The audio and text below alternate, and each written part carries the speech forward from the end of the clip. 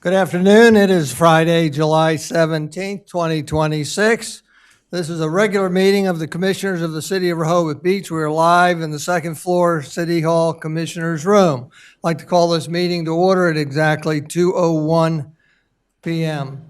Would you please rise and join me in the Pledge of Allegiance? I pledge allegiance to the flag of the United States of America and to the republic for which it stands, one nation, under God, indivisible, with liberty and justice for all.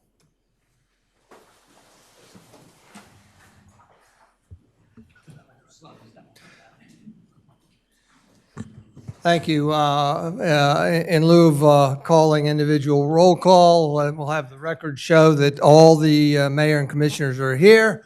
Therefore, we can have a quorum and can formally conduct business today. Thank you all for being here. I'd like to also thank people that are watching virtually. Thank you all for being here in person. We welcome your input, as you know, and the engagement rules for public comment are at the bottom of the agenda. Support documents, those are documents that support individual agenda topics when they're available ahead of a meeting or embedded electronically into the agenda. So if you access the agenda at our city website, you'll be able to access those same electronic documents. Any presentations that are not embedded at this time will be embedded after the fact. So give us a few days into next week for that. With that, we're going to move right on to correspondence, and there is no correspondence received.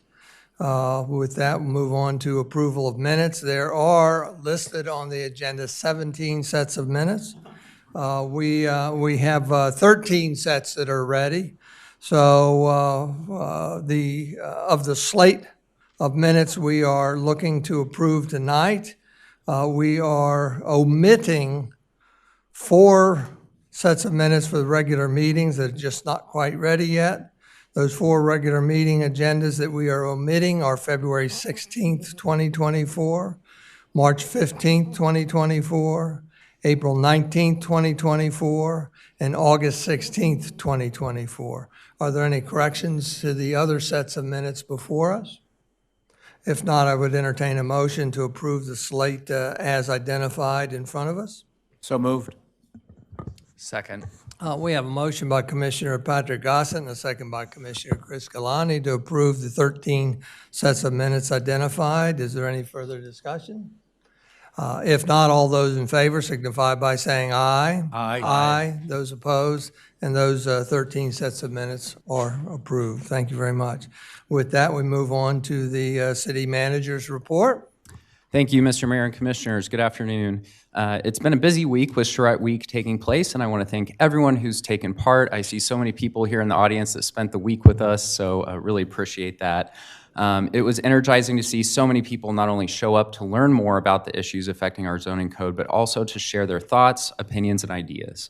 We're looking forward to hearing Joe's presentation and thank all of you for participating. Also, thank you to Joe and the team at Dover Kohl and Partners, along with Wallace Montgomery and Smart Growth America for organizing such thoughtful and insightful sessions. As part of our upcoming cashiering system changes, the city will transition from the current 2.5% convenience fee model to a pass-through service fee model administered by Tyler Technologies. Under the new structure, the service fees will be assessed directly by Tyler based on the payment method used and will appear as a service charge. This change will take place on August 1st, and we are making sure this is clear for anyone using the system for payments, and it was also included in the newsletter that was sent out today. And this Sunday, there will be no bandstand concert, as it is the second of the 2 summer weekends when we shifted the schedule based on feedback from business owners. And we look forward to hearing your thoughts on how this adjustment worked at the end of the season, along with data that we'll present supporting that. So I'm here for any questions you may have. Thank you. Any questions among the commissioners? Commissioner Saunders? Hi, thank you. Thank you, Mr. Tedder. I just had one question about the new increase in the service fee, which is substantial. I noticed that there's a minimum charge of $250, but there's no maximum charge. And I'm thinking that that could be very costly for someone that comes in to, for instance, to buy a building permit and use a credit card on a repair or something. And I'm thinking that Tyler should probably have a maximum charge, should they not? And secondly, while you're at it, the other part of my question is, can we also look into some sort of a Venmo plan or something so the people that want to avoid that large charge can do so? So if they want to avoid any charge, they can pay by check for no fee at all.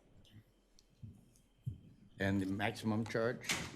Unfortunately, it's our payment processor that we have to use for our system, so there is no way to change that. Yeah.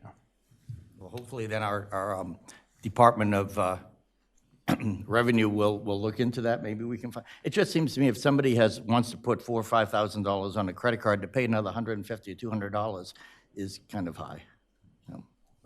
Thank you, Commissioner. Commissioner Good? So I have three issues. A follow-up, I really appreciate Commissioner Saunders bringing that up. Both Tyler and for many years now, Park Mobile. Park Mobile is an extremely profitable app based in Atlanta, Georgia. They are taking significant fees. I mean, to park, I think you incur a $1.50 fee on Park Mobile to park for 1 hour, 2 hour, which if you're parking only for an hour is a significant percentage of your parking. So I had requested, and I haven't had a follow-up, when Assistant City Manager Evan Miller will present to us and break down how Park Mobile, what commission we're paying to this Atlanta, Georgia-based company, particularly because we're not even taking advantage of the peak congestion pricing, the ability of Park Mobile to help us with congestion pricing, which might be charging $2.50 an hour Monday through Thursday and charging $4.50 an hour Friday, Saturday, and Sunday, the way communities like Ocean City, Maryland, and hundreds across the country that I've observed do. So because the demand on the weekends is often triple to quadruple what it is on a Tuesday morning at 11 a.m. My two other issues, and I'm disappointed I haven't gotten responses to either after months and months of querying the city manager on these. The newsstands, which I thought staff was going to handle and move to less obstructive locations than especially on the north side of Rehoboth Avenue in the most expensive block in the commercial district, the Ocean Block. We're going to be moved by Memorial Day weekend to perhaps the pagoda that would be put back on the boardwalk at just east of the bandstand, or to the new Rehoboth Beach Patrol, or in front of City Hall on the sidewalk where there's less pedestrian traffic. I would like an update on the newsstands and also the pervious cover ordinance that the city solicitor attempted to come up with something which was literally so riddled with holes it sort of had to be tabled, but that was back in March, and we still don't have an attempt to mandate pervious cover for new construction. We're grandfathering in everyone else, which would be the thing we could do to mitigate stormwater runoff immediately. And meantime, because we're still dealing with a potential stormwater impact fee, which I'm against, but we need to address a lot of stormwater infrastructure issues sooner rather than later, so we don't end up with a collapsed and flooded King Charles Avenue, Delaware Avenue, et cetera. So newsstands and pervious cover, if we could have an update, and when Mr. Miller will present a holistic sort of PowerPoint about Park Mobile and how high a commission the city is paying for them to manage mobile payments. Thank you. I'll answer those. As far as the Park Mobile analysis, I would say that's probably going to be on our future agenda topics at the end of season report. In terms of pervious ordinance, that has been merged with the artificial turf ordinance, and I believe it's been handed from the Environment Committee off to city staff, and that's on a future calendar date for analysis and to come in front of us. As far as the newsstands go, as many of us know, the newsstands, or the news racks, if you will, have been on and off in front of this commission for years. And it stagnated and didn't go anywhere and came back and stagnated and came back. If you recall, Commissioner Good, There was no momentum, so I approached you, and you agreed to take on that topic. And then after some amount of time passed with no momentum, I took it away from you and gave it to Evan. He has made progress. There is momentum on it, and he's working on a MOU so that they can be placed on private property. And that is in motion and making good forward movement. When that will be done and ready to go in front of the commissioners is hard to say because, again, we're waiting on the property owners to react to us. And Mr. we can't Mayor, tell may I any respond to that? No, you cannot. Because your description of how I thought it was being handed to staff, this was months ago, so that somewhat expeditiously before Memorial Day weekend 2026, which is long past us now, I think this is unacceptable. If I were ever in control of this city, believe me, those newsstands would have been moved by Friday, May 15th, because this is years later. Commissioner Good, The business owners have pleaded I want to with us. remind you that you did not have the floor. Well, I needed the floor, sorry, but the business owners should With that, is count there for anybody else something. that has questions of the city manager? If not, then we'll move on to the city solicitor's report. Lisa? No report, Mayor. Thank you. With that, we move on to the departmental reports. Again, if you look at your agenda, they have two reports for the alderman and police department are embedded electronically in the agenda. And otherwise, we're going to turn to Julia Johnson for a briefing on investments. Good afternoon, Commissioners, Mayor, and general public. I have a presentation, PowerPoint slides that are coming up on the screen in a second. Oh, you can hear me? Oh, it's too short. And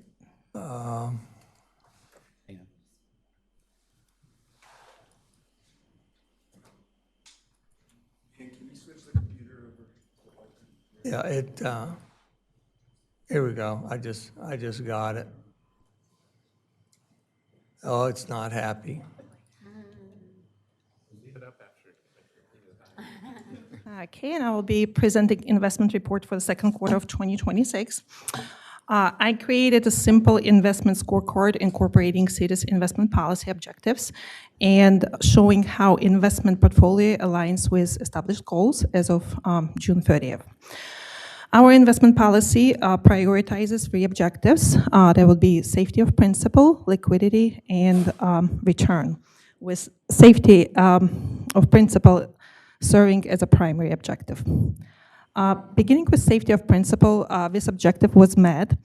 As of June 30th, 2026, the portfolio had a total market value of $31.6 million. Almost 100% of portfolio is invested in short-term U.S. Treasury securities that carry a credit rating of AA+. That means that they provide an exceptionally low risk of default. Interest rate risk is also limited because portfolio is invested in short-term securities that mature in October of 26 and February 27. Second objective is liquidity. It was also met. Approximately $15.5 million is scheduled to mature in October of 26, following by $16.2 million maturing in February 27. Return remains a secondary objective behind safety and liquidity. During the second quarter of 2026, the portfolio's market value increased by $294,000. And I mentioned before, market value will change. These changes really depend on the market condition and interest rates.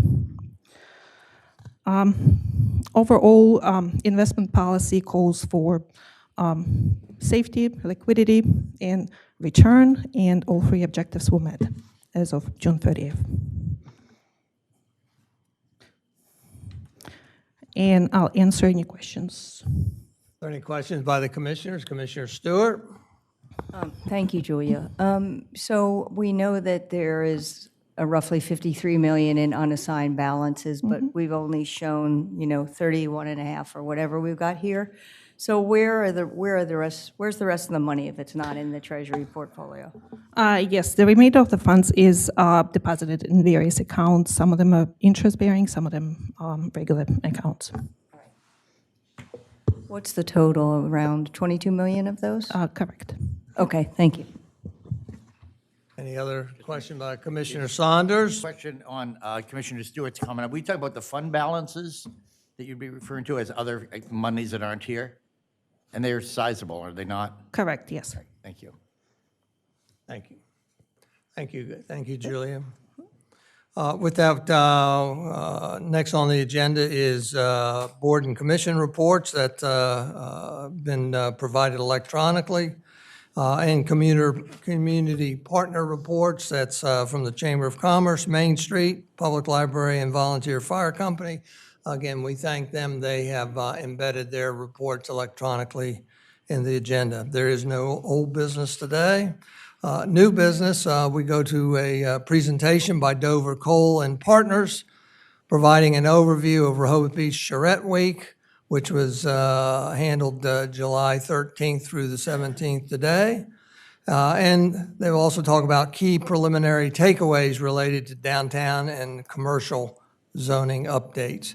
I would like to make note that as we soon offer opportunities for the public to comment, for the public to please wait to be acknowledged by the chair and given the floor. And when a member of the public is recognized, then please come to the center microphone, state your name and address or relationship to the city, direct your remarks to the board, not to the individuals, and keep your comments focused on the topic at hand. I want to remind everybody we do have a 3-minute limit, so we can hear as many voices as possible, and the countdown clock up here will beep when your time is up, so please keep an eye on it. With that, if you would introduce yourself, Mr. Kohl. Yes, good afternoon, everyone. Mr. Mayor, Commissioners, it's a pleasure to be here and an honor because I've always enjoyed Rehoboth Beach from afar, and I'm delighted that I've gotten to meet most of you and a lot of the citizens that obviously really care about the community, so it's been a pleasure to come help the city. We always like to say it's like taking a drink from a fire hose when we do one of these charrettes, and that's definitely been true this trip. I'm gonna click through some slides. I don't think any of us have actually seen this slideshow all together, and I'm hoping everything works and there's no misspellings. And if you see me pause, it's because I'm trying to wake up from staying up all night. But that's part of the fun. And we all like this because it's kind of like being back in college again. You know, you're working on a project and staying up late and eating food we shouldn't be. But the nice thing is here you've got great restaurants, and so we've had a really good time. We haven't gotten to all of them yet, but we'll try. And tonight, I promised everybody we'd go to Funland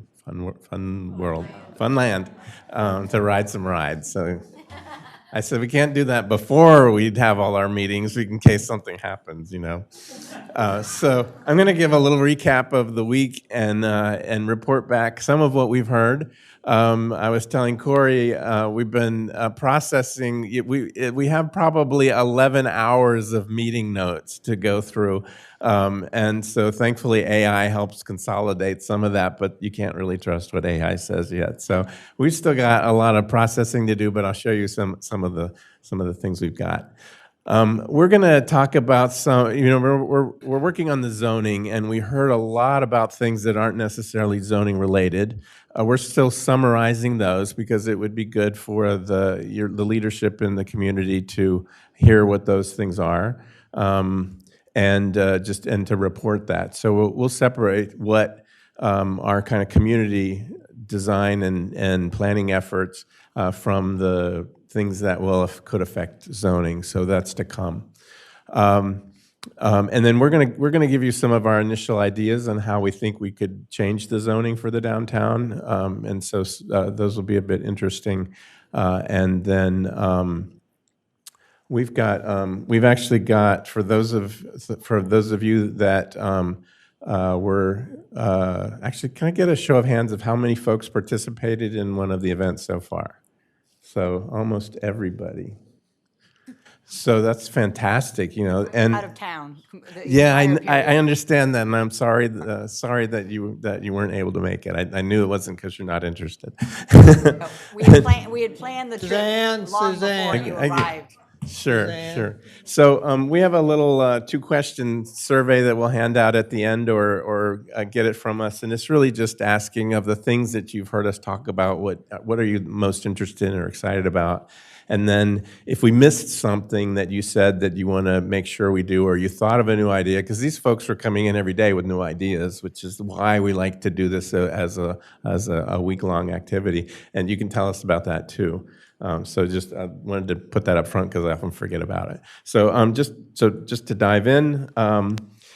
A lot of people who aren't involved in zoning really don't understand kind of how zoning regulations fit into the operating of a municipality. So each municipality has a comprehensive plan, a comprehensive development plan.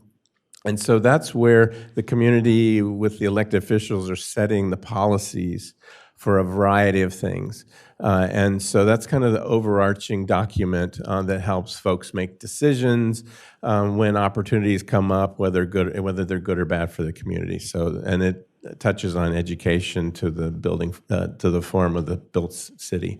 The zoning is really a tool that lets us implement those goals and policies that are in the comprehensive plan. So the zoning is supposed to be in support of that. And then we use the strategic plan, or the city manager uses the strategic plan to prioritize, because the implementation is not always a quick thing, as you've reminded us so far. So this project, we're hoping to have a draft to the city commission before the end of the year. So we're shooting for November.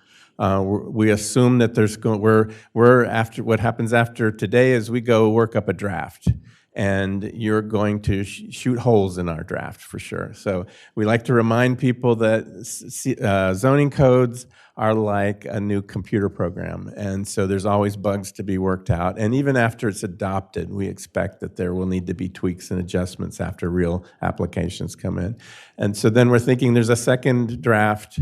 And then by the second draft, we should be in good enough shape that if it's an agreement with staff, and we'll bring it before you as an ordinance. And then it's still going through the normal hearing process. So I don't know if your codes need 2 hearings. Is that how you're doing it here? Or 1? Yeah, 2. So there'd still be a first and a second reading of the ordinance, right? So there's always changes. We realize that a lot of planning work has been done here, so that's great for us, because I haven't had to go do a ton of research and finding out things. What I've noticed is that your current comprehensive plan that you're updating has a lot of the same goals and policies, at least with the community character and the form of the city, that the previous one did.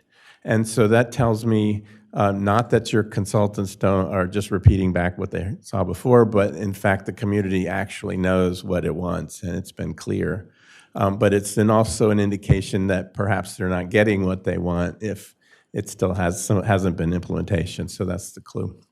That's been a great resource and has speeded up time. So for some of you who haven't been here, we had a busy week. We started out Monday night with our kickoff, what we call hands-on presentation. I've got some slides of that. We did a walking tour in the morning, and I thought maybe we'd get 10, and we had about 50 people come out. It was pretty nice, and we had perfect weather. It was clear and cool and breezy, so that was fantastic. And then we did a wrap-up of what people saw and discussed after that over at the conference center. And then we've had these focus meetings on various topics. And again, we've pretty much had 40, 50 people at each of those. And so and a lot of repeats, so that I feel bad they had to listen to me do the beginning part over and over again. I think they can recite it now. And then now we're today on the last day to do the wrap-up presentation. So here's some photographs of some of the activities that we were doing. This was the first night. So we put some boards up with some images so folks could show us, at least with pictures, what they like and don't like. That gives us a good sense of architecture character.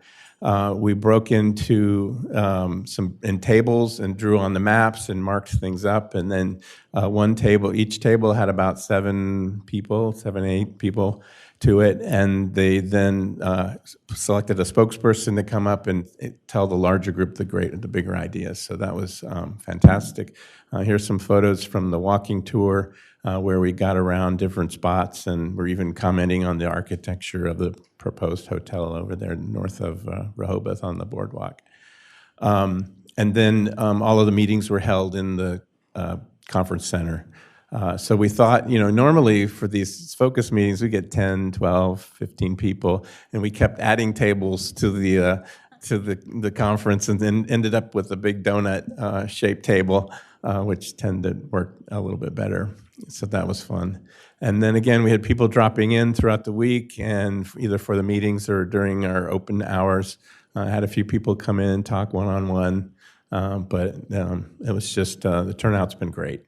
So thank you all for coming out and sticking with it. So some of these, you'll see some finger pointing, so some people are really letting us know what was important. And so the topics that we covered, are we had public works and infrastructure, and got a great report from Beacon Engineering that the city's been doing a lot of preparations already to handle the growth that's that's basically the growth that's already approved in your zoning ordinance. Could be accommodated without any new or very little upfitting of water and sewer and et cetera. We had a great talk on streets and safety, and although we're not designing streets as part of this process, streets are still part of the public realm, and the character of the city and how the buildings relate to streets are critical. So that was excellent. So then we had the business owners come in, and then someone from Delaware State Housing Authority, along with their consultant, Smart Growth America, who are working on reviewing the code, looking for opportunities to try to make it possible for more housing. And downtown, which currently has very little housing, is a great opportunity for that. And we have here today some folks from Smart Growth America, right over there hiding in the back. And so they're also here. I have some slides of what we've heard from some of their public input, and so if you've got questions for them, they're here. And then also Wallace Montgomery did a talk about the comprehensive plan update that they were doing, and they're over here. Nicole and Aisha are over there to also answer questions. And then we had the Homeowners Association, which was our biggest crowd. We had to add extra chairs around the table. We talked about the architectural character, and we also talked about environmental issues and how that could possibly affect things that we have in zoning. So, everyone filled out these little one-word cards, so we thought we'd show you the word clouds that we were able to create from them. So this is what the folks that filled them out think about Rehoboth Beach today. The bigger the word is, the more people basically gave us that term or something else. What's interesting is normally we see like everything is bad. It's like depressing, sad, needs some love or something. And so the fact that the most common terms were like good terms, it shows that you all have a lot of pride in the community and you appreciate what you have already. We can see litigious in there. I see crazy. There's a few in there. Tired. So there was a few grumpy folks in there, right? And then what do we think of it in the future? I don't see litigious anymore, so I guess lawyers, you better pack it up and get out of town. It won't be any work. You can go out on the street. You can go out to Highway 1, but walkable, vibrant, charming, and everything. So that's very telling. So we went and took some of the notes, at least from the first night, and kind of consolidated those.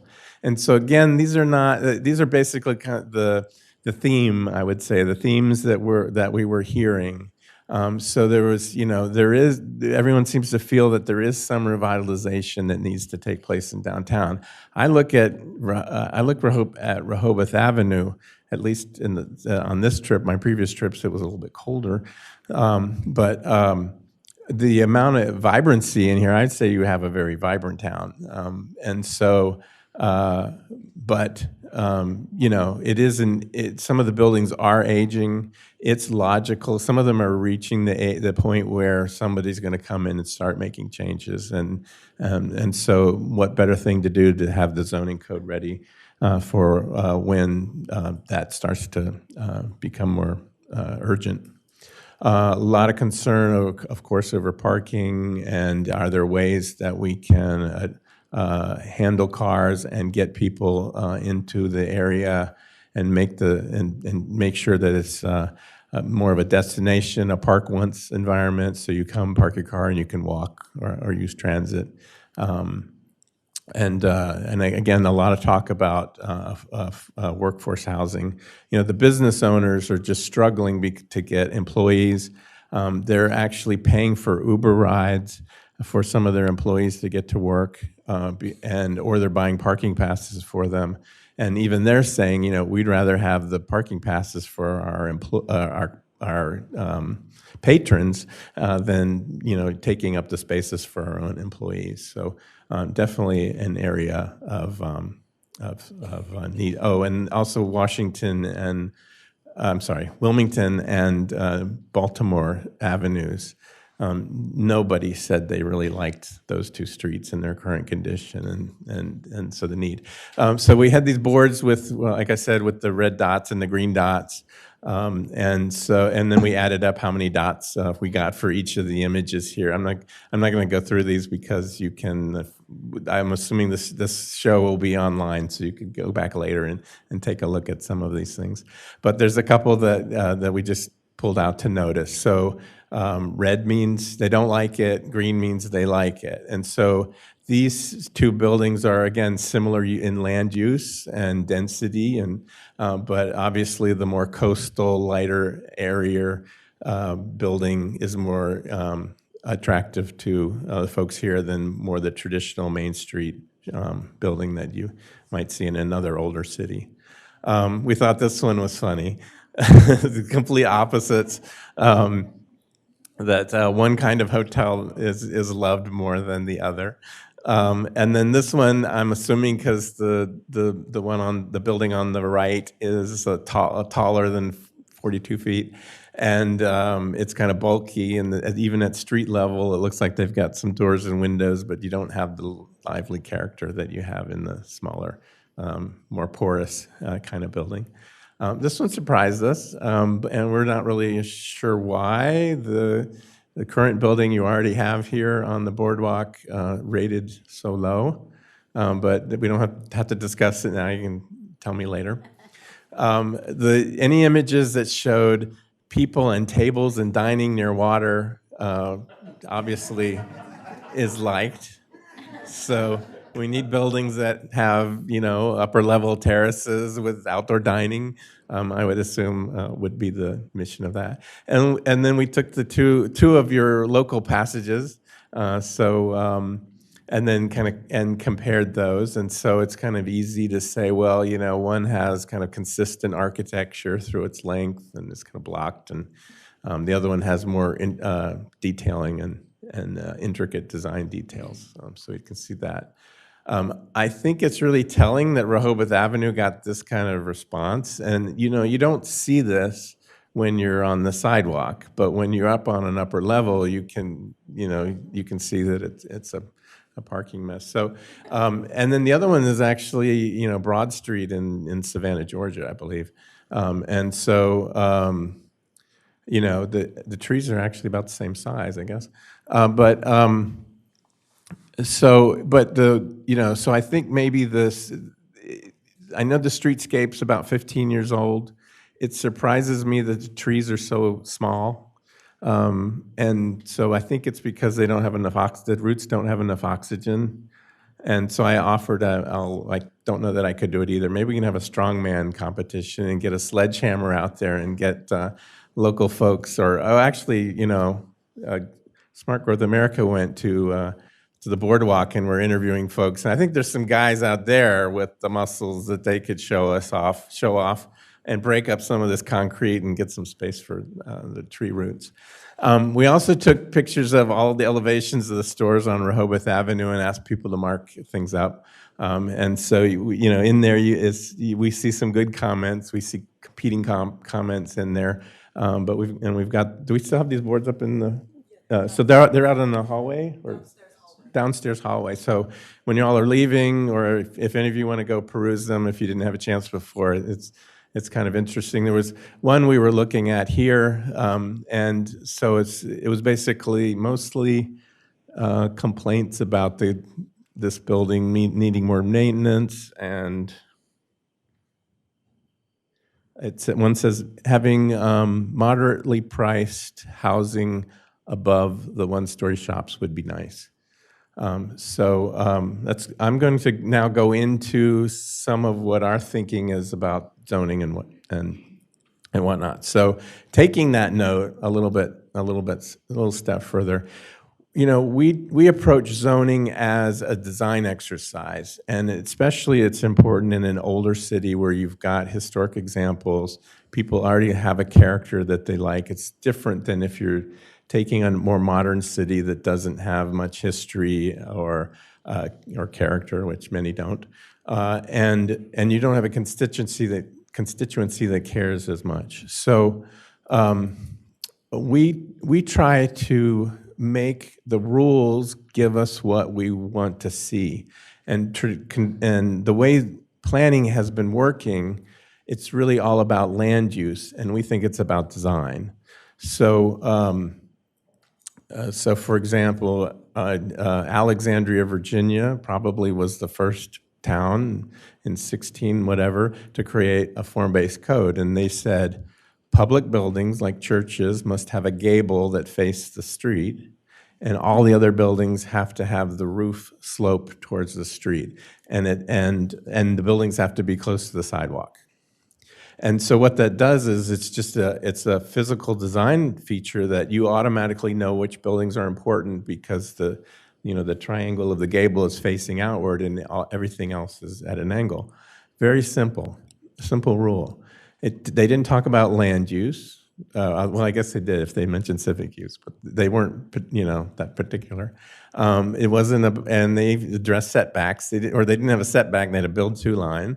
And so that's how we approach it. So we took this and said, okay, well, what if it would look? What would this place look like if we took that building in particular?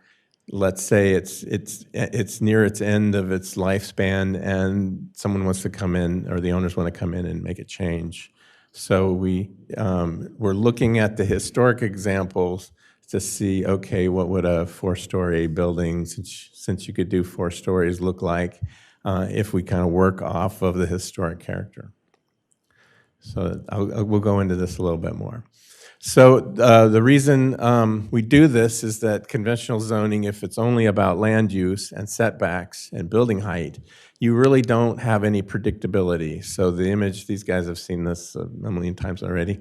And if you don't have that predictability, on the left side here, you might be able to tell there's kind of a brown building pushed back from the street, and that's a 1-story like convenience store, I guess. Maybe at one point it was a gas station.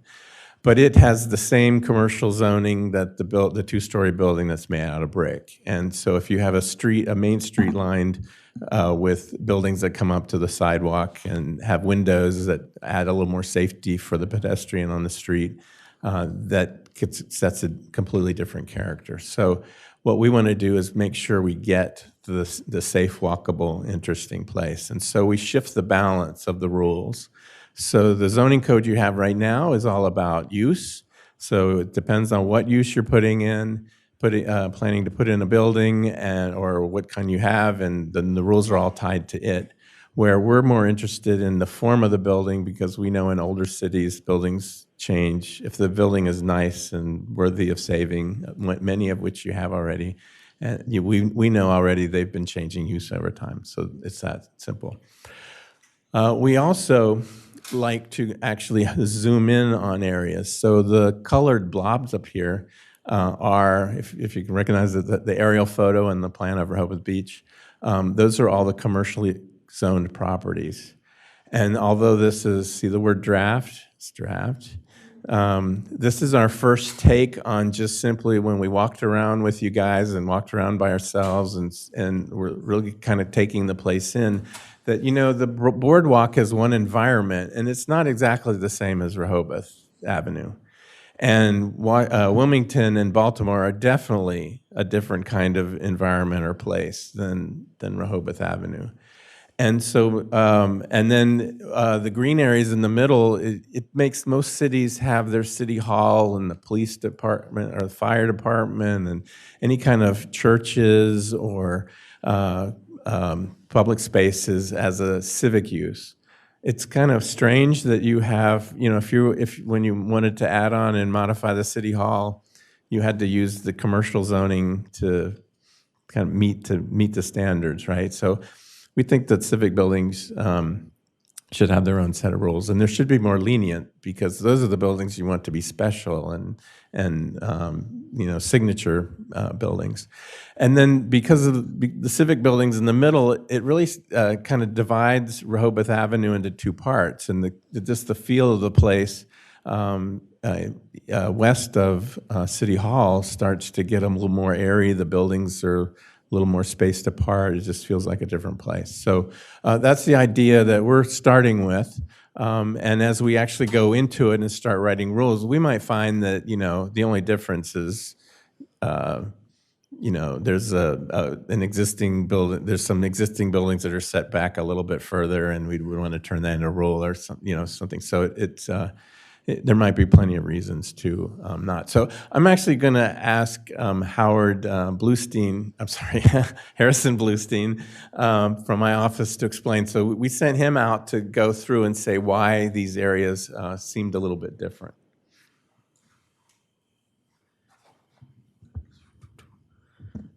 Hi. Happy Friday, guys. Thanks for the time. And so in sort of working our way through these districts, obviously one of the main focal points is a boardwalk district. You have scenic beach views, and you're also in proximity to nature. You get to look at the dunes, you get to look at some of the rehabilitated ecosystem and see sort of how it helps not only keep the beach as beautiful and well used as it is, but also to help protect inland from the sea. Recreation, leisure, and circulation, especially being able to go north-south pretty much almost all the way through, is a huge asset to the city of Rehoboth Beach. Oceanfront dining as well. Remember the green and red dot exercises. Everyone loves dining with a good view of the ocean. And then a lot of tourist-oriented amenities where people can buy shirts and souvenirs and work their way to and from the boardwalk in whatever way they please. And the amusement district, Funland, of huge historical significance to the community, family-owned and operated for generations, providing fun to families and people of all walks of life. Lots of entertainment, activities, games, prizes. In Funland specifically, the gathering and bonding, going on rides, doing other activities inside, and then just the adrenaline rush of fun you get riding on those rides, which I'm sure we'll be doing tonight. And then the downtown core district. It's pretty much the lifeblood of the city, with the bandstand and its surrounding area is like a defining characteristic. It's what you remember about this place. A lot of the buildings specifically along the avenue are have compact footprints. They're set close to the sidewalk. And there's architectural and commercial variation in a lot of the uses, and will help fix the areas that might not be as diverse yet in the future. And the connections to the downtown edge, those passageways, whether it's Penny Lane, First Street Station, and Rehoboth Mews, just being able to get to and from off of the main drag and to be able to experience other parts of the city. And so getting to the Edge District, it's sort of the transition point between commercial and the residential areas. So being able to blend sort of the forms and the way the buildings are oriented. A lot of the lot footprints are set further back from the street, having a small garden in front, or sometimes even more space in front. And then the inviting outdoor spaces. So there was a lot of places, whether it was at Aqua, like the porches, the terraces, or just the cozy little nooks where you could just sit at a table under a nice tree or umbrella and enjoy your day. And then the reverse connection, being able to get back into the main Rehoboth Avenue area, is a huge point that we want to emphasize. And this one is actually the Lake Avenue District. And coming up with this, we know it's the gateway to Lake Girard and the park and the trail network. And it has a lot of, it's commercial usage, like almost masked in residential form, like with the hair salon and is it the Stingray, right? Stingray. And so it's neighborhood friendly. It's compatible with the existing like surrounding housing types. And we think that that is a distinguishable factor in creating a district like this. And as well, the Civic District. Now, while it might not be the lifeblood that Rehoboth Avenue is, it is the true center of town. And as such, it should emphasize, especially in this building that we're in, the civic prominence. Across the street, the library, where you can, it's just a knowledge and education incubator for everyone. The farmer's market further west towards the canal, promoting the local business, having people interact with each other, and buying really good food and other treats. And the connection to history with the Anna Hazard Park and House, and just remembering sort of the roots of what makes this place special. And then West Rehoboth, pretty much, it was at one point 2 districts, but then we consolidated it at the last minute because this is where the town starts to change a little bit after the Civic Center on the other side. And so it's density relief for a lot of the downtown district, and we want to sort of have it be like a flexible and creative place where with the Salty Dog, is it the Salty? Yeah. Just being able to have like a frontage like that, potentially adding other housing inventory, whether it's holiday or short-term rentals, any other type of housing you can come up with. And then development opportunity areas. There's some parking lots, there's older buildings, vacant buildings that could offer up a way to sort of build out this sort of west side in this West District. Great, okay. So, so when I was mentioning that design was really important to us, then it's, you know, and what makes older communities really great is that they were built without zoning ordinances, because zoning really came into use in after 1922 or something. And in, like, for example, parking codes, parking was never an issue until the 60s as suburban expansion started happening, and the transit systems in cities, the population in cities were either declining or just more people were, the baby boom was happening, so people were moving out. And so we now have to go back and say, okay, how can we regulate something to happen to make it look like it used to happen naturally? So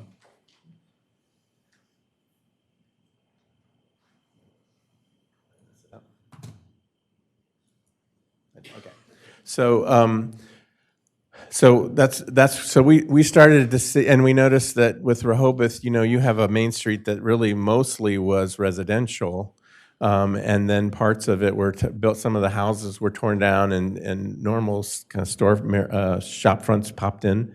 Some of the houses are still there, and then they were modified, and then.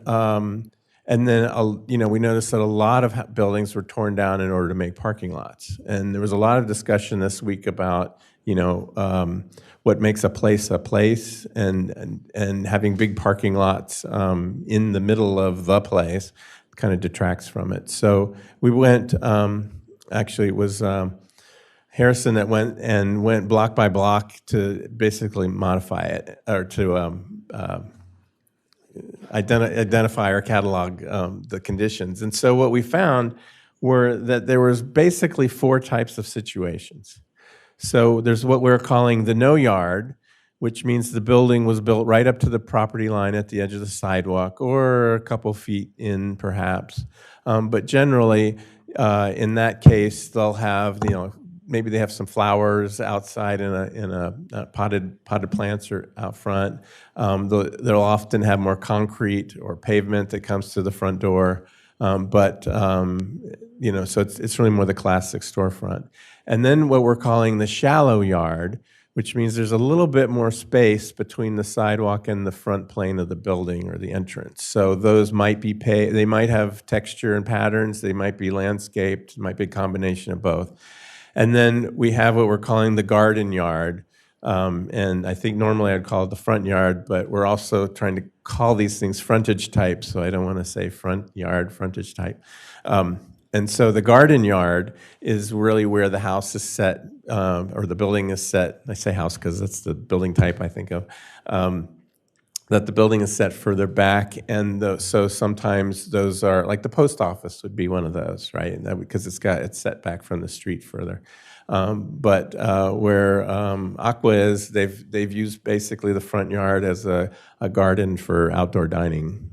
So it's that kind of type. And then with the vacant parking lots, there's really nothing for us to codify for architecture or design because there's no building there.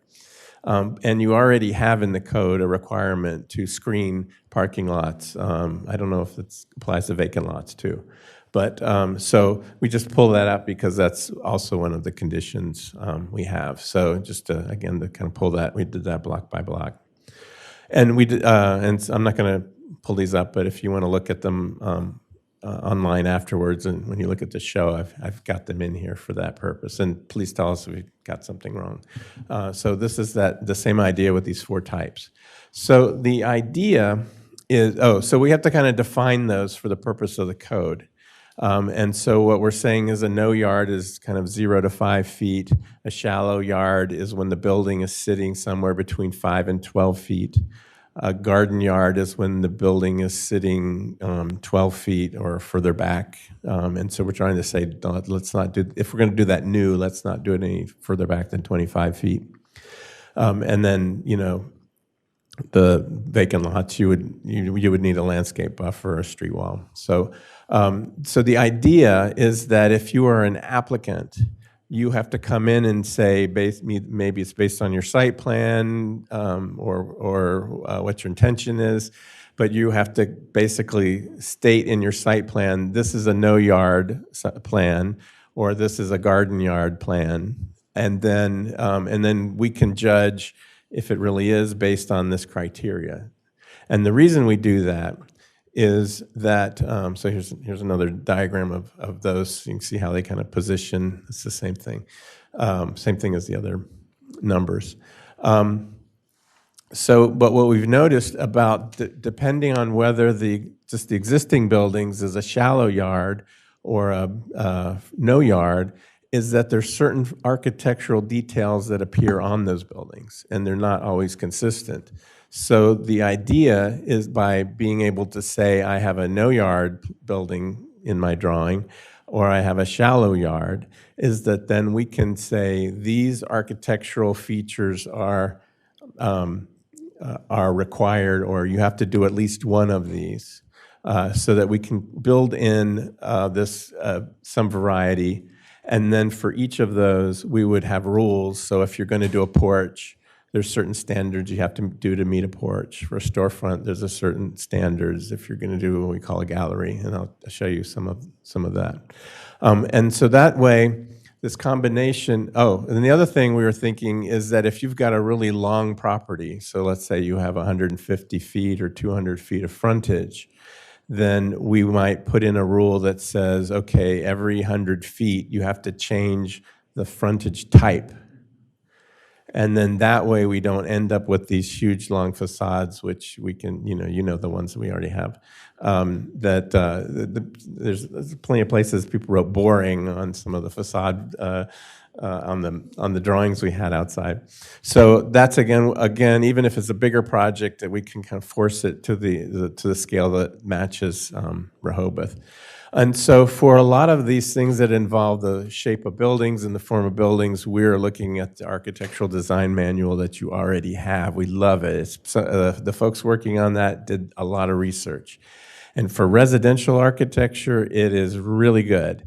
And for the commercial, it's saying all the right things, but there hasn't been a whole lot of great examples to be able to point to. And so I think that's part of the reaction, what folks are saying about downtown. It looks messy or whatnot. So and it's also written as guidelines. And I understand back when it was being written, the intention was to make it more restrictive, but there was pushback. But it's not hard to go take some of the language that's already in it and turn shoulds to shalls, and so forth. So I just threw this in there. There's quite a lot of ways to do that. So the other thing is to make sure that we avoid long blank facades. Those building elements that I was talking about, like the porches and the shop front, whatever, are also illustrated already in the architectural guidelines.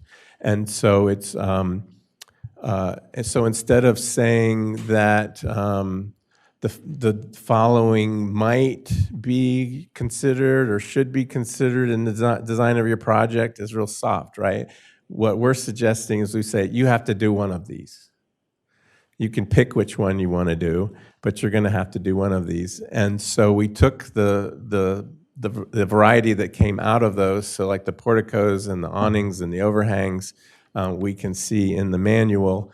So we like to say it's a little bit like Mr. Potato Head, where the potato is the building, then the mustache is a front porch or an awning or whatever, and you kind of plug that into the building. Now the architects are cringing, if there's any here, at that idea, but that's really kind of conceptually what it is. And so we've some that were not identified in your manual that we can see by looking out. So you could do the same thing for a stoop.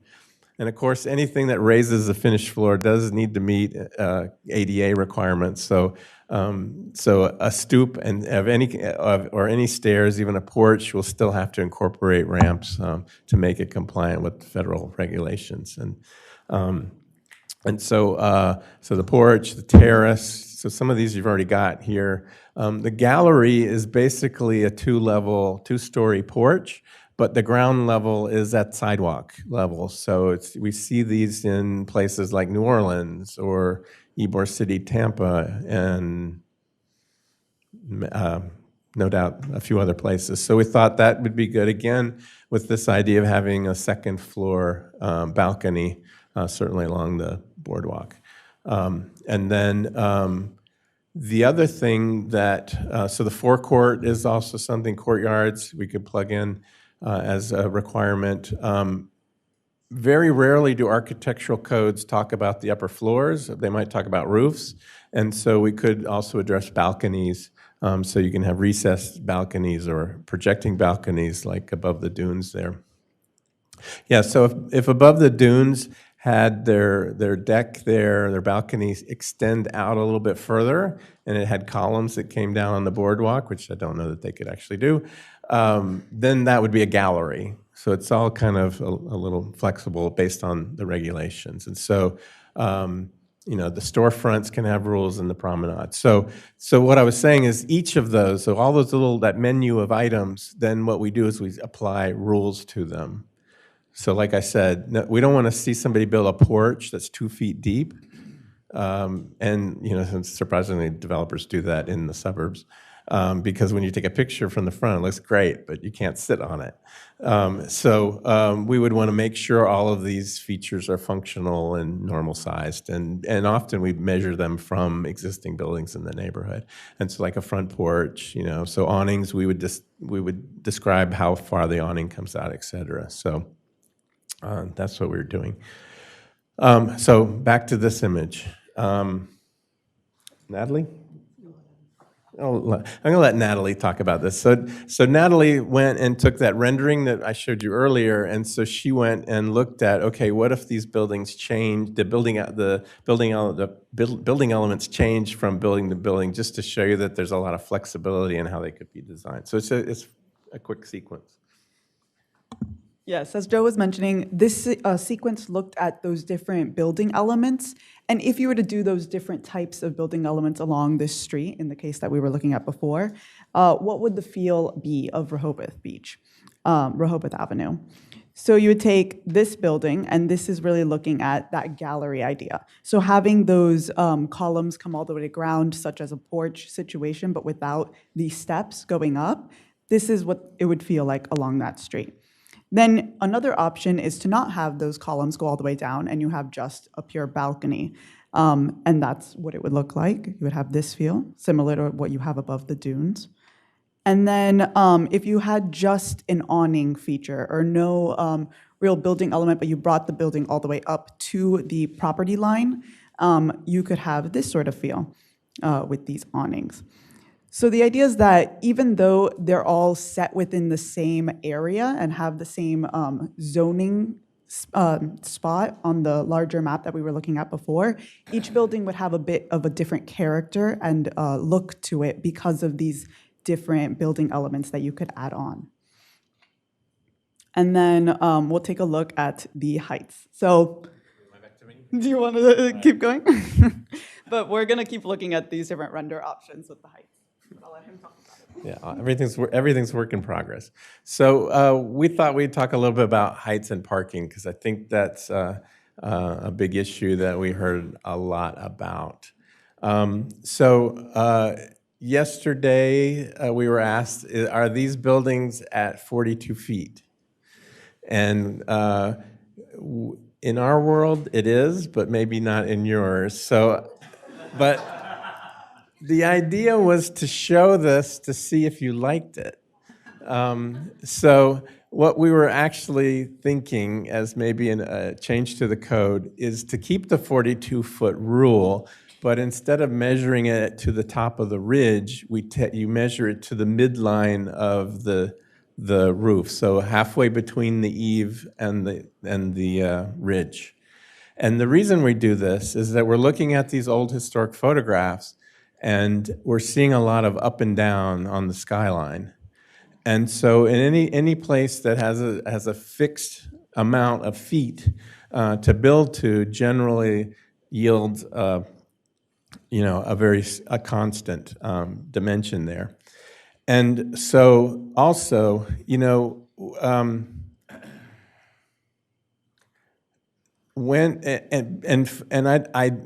know that there was a battle and 42 feet came out to be the result, but there's no magic in 42 feet. And in fact, the architects are saying now with new fire code requirements and needing to get ventilation systems and roof joists properly fireproofed, construction materials are more difficult because now we have experienced enough hurricanes to know that we need to put a little bit more in the buildings.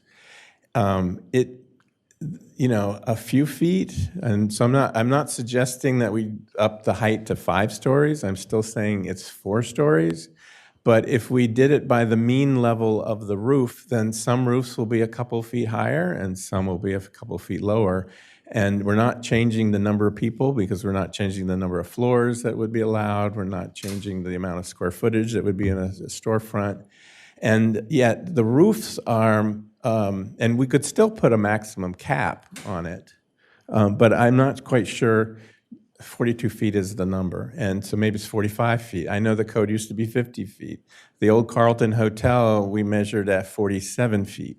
So that one's already in violation if it were to ever be restored again. So what we think is going to happen is something like this, where you might get all of the buildings somewhat lined in with a scrunched roof. And so that to us looks like an economy hotel, as opposed, so that's by taking the 42 feet across the top versus something that looks more like a luxury hotel on the beach, classic to the design and character of Rehoboth Beach. So, you know, when we're dealing with height in a lot of places, you know, there was a time period where loft apartments were really popular. And so unless you lived in Chicago and had old warehouses, people were trying to build that because they were trying to get people to live downtown, and they were trying to get affluent people to live downtown.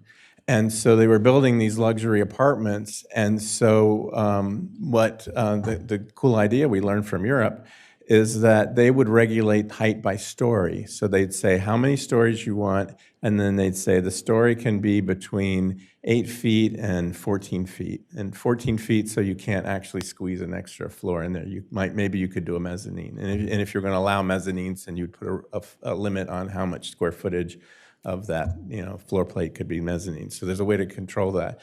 And then, so that was the idea. And so, you know, we could still be thinking that way, possibly, and even with that, you can put a maximum height limit. We've even seen, you know, we were working in an area that had a 300-foot height limit, and so the developers are saying we're going to build 30 stories because we can fit 30 stories in 300 feet. And we changed it, we got them down to 25, but gave them this flexible height. Now, they could actually go higher than 300 feet, but very few did. The top units got a little bit higher and whatnot, but they were able to do a higher end unit that way. So anyway, so we think of these buildings, I was talking about Mr. Potato Head, right? So we want these buildings to have a loving and friendly relationship from one another. And so we know the Mr. and Mrs. Potato Head in the Toy Story are, you know, don't get along so great as a married couple. So we want them, you know, we want the architecture here to be full of love and harmony. So I'm going to try to go pretty quick here. So like I said, remember we looked at these frontage requirements, so we started looking at some of the blocks. So this is just simply painting over the aerial photograph. The blue are the footprints of the existing buildings that we have. The kind of a little bit of orange or yellow there is the sidewalks, and then the white is everything else. So it could be parking lot, could be dirt, sand, or the trees and whatnot. So we've got some gaps. And so Rehoboth Avenue is up on the top and Wilmington is down on the bottom, and this is between 1st and 2nd Streets. So, you know, the goal would be to try to fill that in. So the peach color buildings are just simply ignoring whatever the parking requirements might be, but showing how if we could fill in the gaps in there, that then the streets themselves become a little bit more walkable and livable. And, you know, I don't know that this is something that we put into the zoning, because I don't know how we do it, but we could certainly make sure we're not prohibiting it in the zoning. But, you know, the problem with the delivery trucks and even the small businesses get sometimes deliveries by bigger trucks, and there's sometimes dead ends and whatnot. So if this block happened to be the block between the boardwalk and 1st Street, you could possibly get some cooperation among various property owners to work out a system where the deliveries could come in and actually be off street, even for an existing building. The newer buildings have to meet the loading requirements, right? Yeah. So, and then. So the other thing is that the infill, we liked how at the summer house they have that little dining plaza, and then you know, after sitting there for a little while, we're like, oh, the parking is back there, and so that's also an interesting way to block the parking lot by putting an active use. This was in November, so it was kind of cold. No one was eating outside, but last night it was packed. but that, that's a more of a creative way to do that. And it can be a temporary thing too. They could come later on and build a building if, so. So anyway, we dived into, this is kind of going into the weeds, so I just want to hit a few things here. We'll do more of this too. We'll actually take selected sites and actually try buildings, design buildings on those sites, try them out, and see what we get. So, we realized that on Rehoboth Avenue, the commercial properties have an FAR of 2. That means you take the gross floor area or gross square footage of the property and you multiply it times 2, and that's how much building you can get. So and it's somewhat unpredictable. So you could get 2 stories, or you could get 4 stories if you break it up. But either way, the total square foot needs to match that. It's unlikely that a commercial building is going to go above 2 stories, unless it's some kind of enclosed entertainment venue, if that were to be allowed, or it could be an office building, I suppose. So if we want to get mixed use, and there's a lot of talk about trying to get some affordability in town, or at least get prices at different rates, then we could do mixed use. Once we get into the mixed use, the current code is telling us to use the residential requirements that are in R2 and R1 and R2. No one would do an R1, a single-family house, with the price of the land, but they might do R2 if they can get some residential units. We haven't met anyone yet that's come in and says, we want to do condominiums here, or we want to do a lot of residential. I mean, there may be some, but we have heard that from the store owner, business owners, that we really need some workforce housing in there. And so getting workforce housing might mean actually making an opportunity for market rate apartments and affordable rated units at the same time. So I think you might be able to get a mix, and that's really, they use the market rate units to pay for the affordable units, and so that's how they make it work out. But we're getting a smaller building. The rule says you can only go 2.5 stories. So if you're paying $10 million for a 50 by 100 foot lot, you're not going to build these units, and you're not going to build a 2.5 story building. And so you'll never get it. So if you don't want it, then you leave it as the rules as you have it, and you won't get it. So we're suggesting we change the setbacks and maybe even the FAR for the residential units in the commercial district. And again, I'm sure we're showing the purple gallery here as showing how this building conforms. And like I said, we were thinking that you measure from the midpoint of the roof line for that. So, for example, this is just putting out a test. We've not really discussed this, and these are the kinds of things we can change. Remember how we showed you the map where we took the commercial areas and broke it into different districts?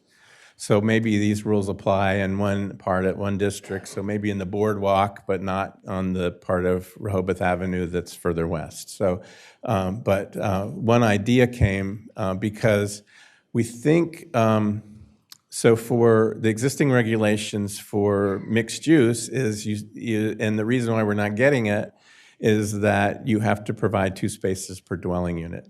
So in a situation like that, which is kind of like apartments above shops, the folks that we're trying to get here are the ones that don't have cars, and so they're not going to need the parking, certainly if it's employees and whatnot.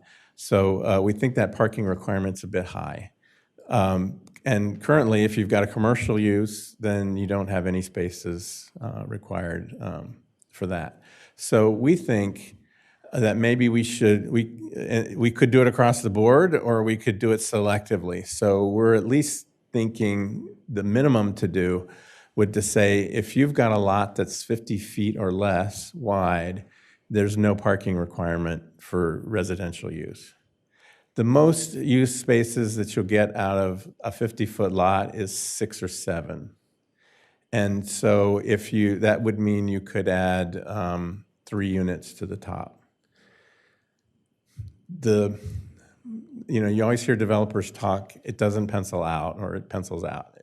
So it's not going to pencil out. It's not going to make economic sense for a developer to build 3 residential units and then compromise the amount of commercial square footage that they could get on an expensive piece of land.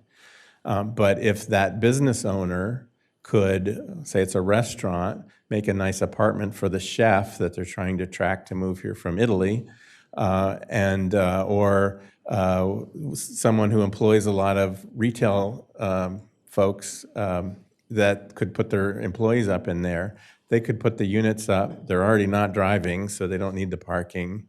And then if for some reason there's no way to force them, they're renting them out to tourists. Well, then they're going to be coming there knowing they don't have parking. They don't have a parking space. So we think that would be smart, and we could, again, it's like a zoning code is like a software program. We try things out, see how it goes, and if it's a problem, then you just change it later. So then we could also tweak the rules for other buildings. So one of the things that we really liked, when you look at the old plans at the boardwalk, between the buildings and the boardwalk, there used to be Surf Avenue. And Surf Avenue, then it makes sense of why the blocks are so long and then they come to the ocean, then there's no way for traffic, or back in that day, horses perhaps and carriages, you can't get around. And so these pedestrian connections as a way to, a lot of people say, oh, there's plenty of parking on Wilmington, but the tourists don't know, or the day trippers don't know it. Well, they could be parking over there and quickly walking in and then buying their ice cream cones and shovels and little sand buckets. Maybe as a way to encourage more of that is make a rule that says if you've owned property that are what's the term? Double frontage. They have double frontage, so they have property that's fronting on both Rehoboth Avenue and Wilmington or Baltimore, and you build a pedestrian arcade like passageway like Penny Lane, then you have no parking requirements. Because they're basically dedicating a big piece of the land for public use, right? They don't close those up at night, right? I don't think so. And then other mixed-use buildings that maybe are bigger and they can put parking, it's logical parking, then you maybe have a lower reduction of parking in that way. So that's kind of where we're thinking. So I know I'm running out of time because we've been going at it for a while. Smart Growth America has been here, and in addition to us hearing from the community, they've been focused on housing. So the information they come up is going to inform us and what to put into the zoning code regarding housing, because we know that's a big issue, right? And so their project is a little bit longer than ours, but hopefully it'll give us enough intel early on that we can float some stuff. So they've been running around, and they're again here. These are the folks they sent 5 people here. That's amazing. And the good thing for you guys is it's free because kind of free because the state's paying for their fee. So they've been. I should put on my glasses because. So they're being funded through DSHA. And so what they're looking at, how do you basically encourage folks to build housing, and specifically affordable housing or accessible housing through the zoning codes? So the techniques they use, is one thing is to allow ADUs. Now I know that you guys had rentable units in ADUs and you reversed it, so if that doesn't work, but it is something that works in most places. They're talking about, they say increase building height, but I would say, I think because of the current rules, you really can't get 4 stories that has residential in it in the rule in here. So we think that by loosening the setbacks for residential uses in the commercial properties and maybe even adjusting the FAR for that, we can get more residential units in one building for those that are willing to do that. And we don't think that's going to happen overnight or that every building is going to do it. Most buildings are going to stay as they are. And you could even require affordable housing. You can do that here in Delaware. So you say, all right, Mr. Developer, you want to come build 10 units here, then you have to build 2 of them at an affordable rate. And that's another way that cities get them. And then there are also affordable housing builders out there who their business is building affordable units. And so they've already tapped into all the incentives in the programs that are being offered, and they can they'll come in if they think they can do it at an affordable manner to build, right? So often the zoning is what's making it more difficult, and it's probably why there hasn't been too much interest here. So anyway, they've been going around and they've had their own focus groups in addition to ours. They've been going to places, doing pop-up surveys, which means they're taking people off the street and asking them questions, and they've gotten some great responses. They've been at the charrette all week and talking to folks as well. And then they've also called for some very specific interviews with key stakeholders in the community. So this map up here actually shows the little orange blips show where they have been going.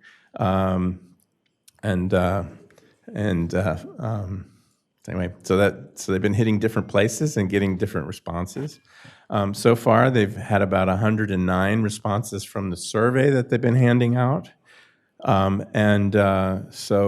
they've been hitting a lot of topics for that. What are the top concerns for the community? And they've been asking what the applicant's relationship is to the city and what are their housing concerns. It's pretty fascinating. And so here's some quotes from some of them, and if you can make those out. The first one says, "It is impossible to move to Rehoboth Beach for work in Rehoboth Beach and be able to afford to live in the city limits." And so that's really the crux of it. The other thing that they're doing is to make the community aware of this idea of missing middle. So those are smaller mixed-use buildings, typically a row house. They could still be condominiums, they could still be fee simple townhouses, but it's basically a smaller increment of rental properties like we used to have in older cities that were forgotten for many years once the big corporations started doing acres and acres of apartment complexes. So, and teaching folks about that. So I think they're also looking at how our peer communities in Rehoboth Beach are addressing affordable housing. So, Ocean City, as much as everyone hates it, they are providing grants at $10,000 to $25,000 per property owner. Lewis is permitting ADUs, and Cape May provides a density bonus. I don't see that happening here, but maybe. Some Provincetown direct incentive payment. So they're paying back once you provide it, I guess. Is that what that is? Or they're saving them saving them money in some way. Okay, I'm almost done. So so what our next steps are is, like I mentioned, I had this calendar up before, that we're now at the close of our charrette week. It has been a ton of information. We're still processing, like I said, all the input. And we'll give you back a little report on what we've heard so that can be corrected if we got it wrong. And then we're going to start right away with some initial concepts. So if anything I mentioned here as a kind of starting point, we would love to hear if you think we're on the right track or off the track. And then we'll go through a second round and then try to get here again by November to start making it happen. So great.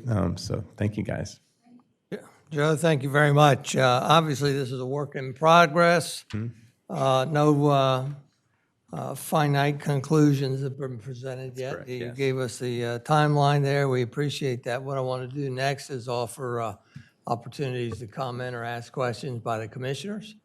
And then we'll go to the members of the public. And what I would ask is for the members of the public that have participated in the charrette to understand that your comments have been received and archived and don't necessarily need to be repeated here. We will hear your comments through their product at the end. So, also to avoid repetition, if you have somebody that goes in front of you that you agree with, feel free to say ditto at that time. With that, I'd open up to the, I'm sorry, lastly, I want to emphasize, Joe, you mentioned it, but we will receive your presentation, and at some point next week, we will embed that into this agenda after the fact so that you can access the same presentation and take a look at it. With that, I come up here to the commissioners. Commissioner Stewart? I just want to say that I participated in a lot of it, and it was very rewarding. I thought I knew a lot about our built environment from my planning commission experience, but I just learned a ton. I love to hear from the business owners what their challenges were, and I want to thank you and your team and SGA and Wallace Montgomery and the city. Thank you. Thank you. Commissioner Galante? Thank you, Mr. Mayor. Similar to Commissioner Stewart, I want to begin by expressing my appreciation to the Dover Kohl team and all of the support that we had over the week. I had the opportunity to attend 8 of the charrette sessions this past week. And what encouraged me the most was the level of citizen participation. By my count, we had between 250 and 300 unique individuals participating in the sessions, and I think that's notable. In a community of roughly 1,700 residents, that means approximately 20 to 25% of our population took part. And just kind of as an aside, I'd be curious to know how that compares to other communities that Dover Kohl has worked Very with. high, Very high. yes. I thought so as well, and I just wanted to raise that. From my perspective, that level of participation and the turnout that I see here today in the Board of Commissioner room is really remarkable. People care greatly, and it underscores how invested people are in shaping the future of our town. The second point that I want to raise is related to the rendering that was a big part of the presentation here. And I know I came up to you after the architectural review session and we talked about it. When that picture was put up, my heart soared positively. And when you showed it here in the room today, I heard a collective murmur in the audience. People were expressing a lot of excitement, or at least positivity. That's what I felt I heard.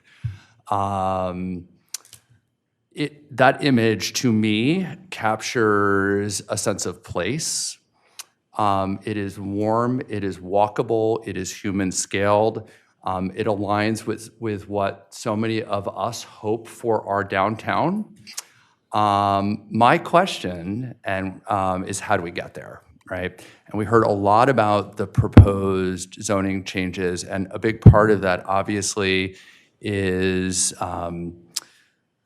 removing the requirement for parking in the downtown residential district. I heard other incentives along the way, things that we could potentially be adding to our zoning ordinances, zoning code, that would support that type of development. But there's nothing that is going to require a property owner to do those things. It is based on the economics. And I'm curious, in all of your work, if you have examples of communities that are maybe in some way, shape, or form comparable to Rehoboth Beach. I think this community would really love to see some like before and afters, and I know there are examples on your website. I've spent a lot of time looking at your website, but if you could just maybe talk a little bit about how those communities evolved and what it was that led to the transformation of the community. So Panama City comes to mind, but their project was in a reaction of a hurricane coming through and wiping out the downtown. So they also had federal funds. I've said this a couple times this week. The zoning code is just a set of rules that come into play when somebody is applying for something that they currently, they want to change from what they have, right? So it doesn't guarantee anything. So we can write tons of policies for affordable housing. Doesn't guarantee they're going to get affordable housing. We may get luxury housing, or we might get no housing. We can build all sorts of incentives and still not see much happening. What I do know is that the only way to really make positive change is that the city, through the leadership. Now, it doesn't mean that the city government has to do everything. I mean, just community leadership has to step in and say, this is the Rehoboth Beach we want, and then this is, and actually work together collectively. So, if developers are different in what they do good things and some do bad things, and businesses, there's some good businesses and some businesses that just want to make a buck on it. I already know from the business meeting that we had, you've got families that are invested in this town. They're not going anywhere. They've been here for generations. They love this place. It sounds like they're even making compromises that probably don't make sense from a business standpoint. And they are still doing it because they care about the community. So it's a matter of, that I know the chamber tries and does its best, and they can't do it all themselves. It really is a teamwork. Main Street also is volunteer, which makes it more difficult for them to actually make change happen by themselves. And so those towns that have succeeded are the ones that are thinking like a major corporate. They're thinking about their town like it's a major corporation at the same time as this is the place we live. They want to make a nice place to live. They want to make a nice place where they don't have to pay a lot of taxes. And so they seek out those businesses that they can bring in and that can pay for the amenities that they want to have in their own town. So it's tough. I can't, and we've been doing this for, I hate to say, almost, we're 2 years away from, or no, 1 year away from being 40 years old. I think it took 7 years before we actually saw some results from one of our plans, because everything just takes a long time. So nothing, that those 4-story buildings, not going to happen this year, not going to happen next year. And hopefully it's not going to take more than 8 years, which I understand the current hotels have been negotiating with the town. 8 years, most developers would just say sayonara. And so the ones that you've got here they care about the community and they're sticking with it. And so, there's a lot of really good developers, and if they find out from having coffee or on a golf course that it takes more than 8 years to get a project approved, they're just going to go to the next town. They'll go to Cape May or wherever, They're going to skip Rehoboth. And so you might be missing out by making the review process so difficult. So the real thing we need to do is make the approval process easy so the city can do its part to make it easy to get the right kind of development, not just any development. And then that's why having a very specific code usually scares folks away, but if they know it's an easy process and it's straightforward, you make it easy for them if they're going to follow the code exactly, but then you make it difficult for them if they're going to they want to do something else that's not in the vision. But it's community leadership and really working together. And I would just say also, I don't know that much about information technology. there's, they know everywhere we go where we carry this phone. They know where we shop, how many minutes we spend at the counter of a particular place or what gas stations we go to. They know everything. And they don't know individually, right? But that metadata is a real resource that now the economists are using to make projections on what happens. So I think, if Rehoboth Beach is competing with the sprawl, and all those businesses out there, all those national chains, they are using the metadata for that, and so the city needs to take on that same kind of attitude. And I know there was some talk of a bigger economic study, and so I would say let's get somebody that can roll with the big boys, and then those guys can attract new development. And it'd be interesting to know, like, one of the things we've seen with the charrettes is that we can get press about it than somebody who might be looking for a place that, that sets up business in walkable places. Rehoboth Beach might not have been on their radar, and they may come knocking on our city manager's door, probably. Thank you, Joe. I don't- Commissioner Saunders, did Could you I- have a yeah, follow-up? I did. Yes, thank you. Let's go ahead. Thank you. So you mentioned economic data, and I'm going to sort of go back to the question that I asked about previous communities that you've worked with, and if there is any quantifiable data that demonstrates the increase to property values from doing these types of exercises. Like, have you seen, above the year-over-year increases that are occurring? Like, are there financial gains for property owners to be supporting and doing these types of redevelopments? Well, I don't think there's any place in the world where strict zoning regulations cause property values to go down. And so it's that predictability and whatnot of everyone's afraid of what's going to happen next door. Yeah. And so whether you're a homeowner or you're coming in to build a business, I don't know of too many statistics. I know Smart Growth America came out with a report on form-based code specifically and its impact on the communities, and it covers a full range. So I don't have all the statistics in my head, But we can get them. but that might be a good Yeah. reference. I think I can get you a copy too. If Okay. if it's no longer out there, I can get you a copy. Thank you. Commissioner Saunders? First of all, thank you, Joe. Thank you very much. I have to admit, back in November, October, when we talked about these visits and this study, I was a big eye roll.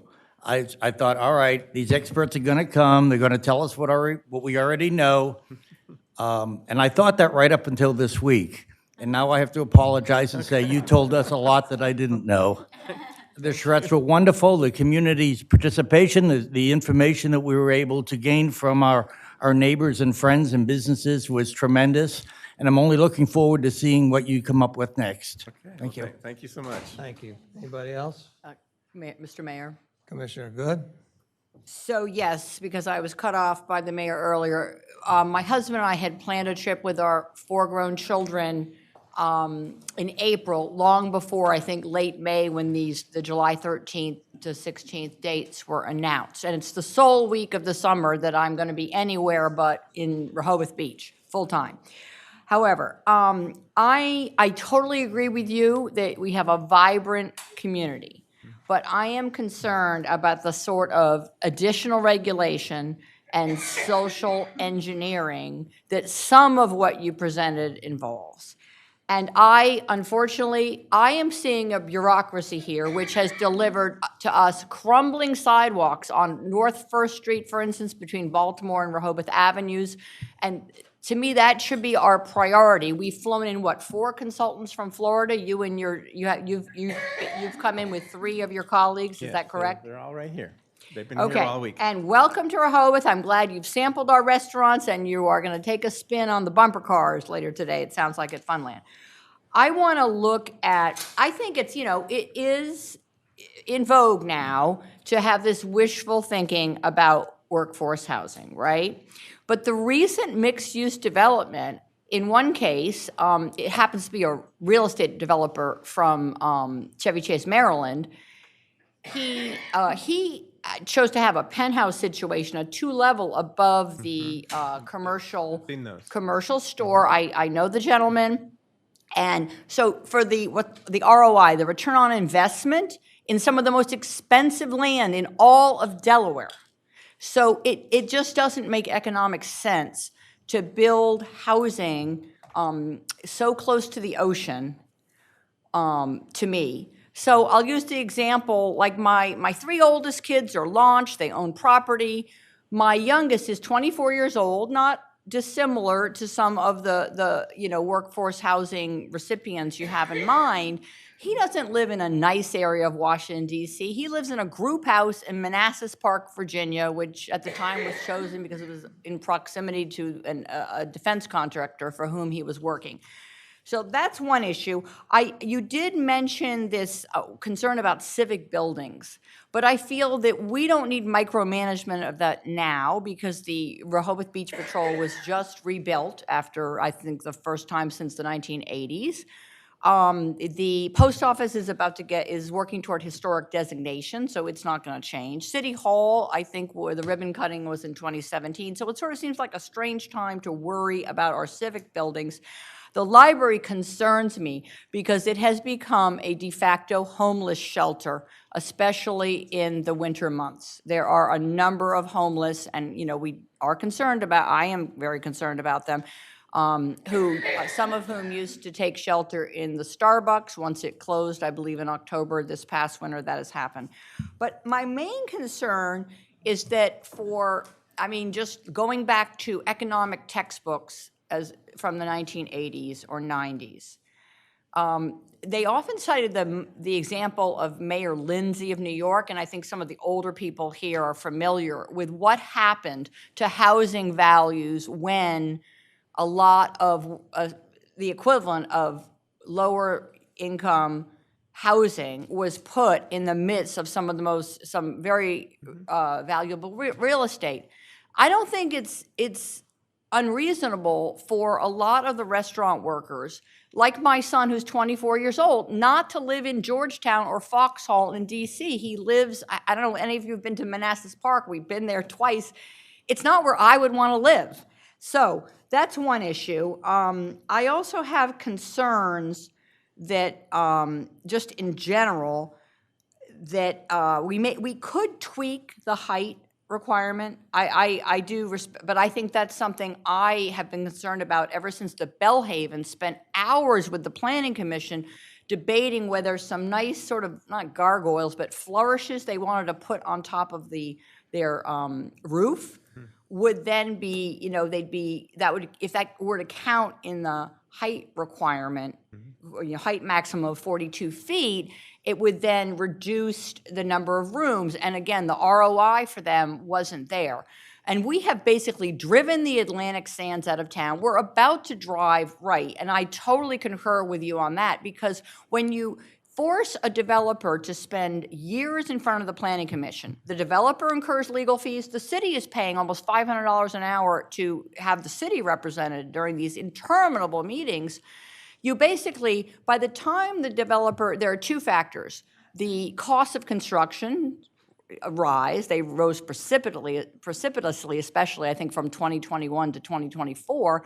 And in the case of the last 10 years, interest rates had been very low, I believe, until about 2021 or 2022. So the financing they face is just magnitudes bigger.